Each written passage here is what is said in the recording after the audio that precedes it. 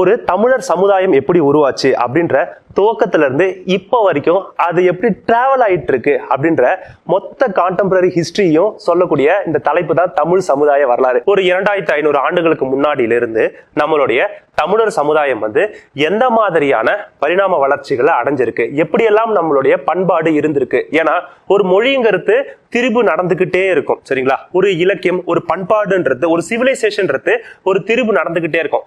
அது வெளிநாட்டவருடைய படையெடுப்பா இருக்கலாம், இல்ல அங்க இருந்து இங்க வணிகம் செய்பவர்களா இருக்கலாம். இந்த காரணங்களுக்காக நம்மள இருக்கக்கூடிய இந்த நாகரிகம் மாறிக்கிட்டே இருக்கும். இப்போ நம்ம ஆங்கிலேயர்கள் போனதுக்கு அப்புறம் வெஸ்டர்னைஸ்ட் கல்ச்சர் நிறைய ஃபாலோ பண்ண ஆரம்பிச்சிட்டோம் இல்லையா?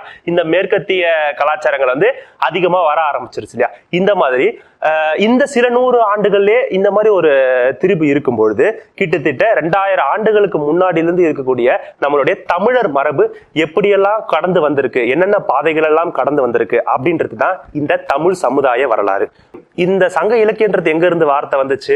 சங்க காலம். இந்த காலகட்டத்துல வரக்கூடிய இலக்கியன்றதுனாலே இதை சங்க இலக்கியம் அப்படின்னு சொல்ல ஆரம்பிச்சாங்க.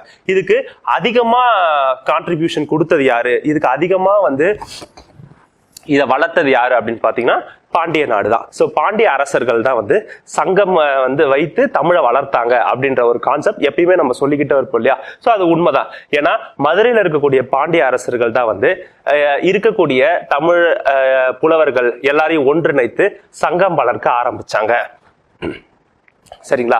இதனாலதான் இந்த காலகட்டத்துல வரக்கூடிய பாடல்கள் எல்லாமே சங்க இலக்கியம்னு சொல்ல ஆரம்பிச்சாங்க. முதற் சங்கம் எங்க நடந்துச்சுன்னா தென்மதுரை. நமக்கு இந்த ஒரு கான்செப்ட் ஒண்ணு இருக்கு, லெமூரியா கண்டம் அப்படின்னு சொல்லிட்டு ஒரு கண்டம் குமரி கடலுக்கு பின்பக்கத்துல இருந்ததாகவும் அது கடல் சீற்றத்தின் காரணமாக அழிந்து விட்டதாகவும் நிறைய அறிஞர்கள் சொல்லியிருக்காங்க, சரியா?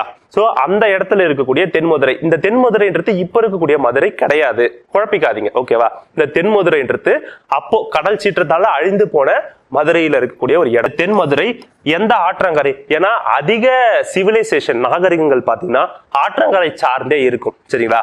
இது இந்த பக்ருலி ஆறு அப்படின்னு சொல்லி ஒரு ஆறு இருந்திருக்கு, சரிங்களா? பக்ருலி ஆறு அந்த ஆற்றங்கரையில இருக்கக்கூடிய தென்மதுரை அந்த இடத்துலதான் முதற் சங்கம் நடந்திருக்கு.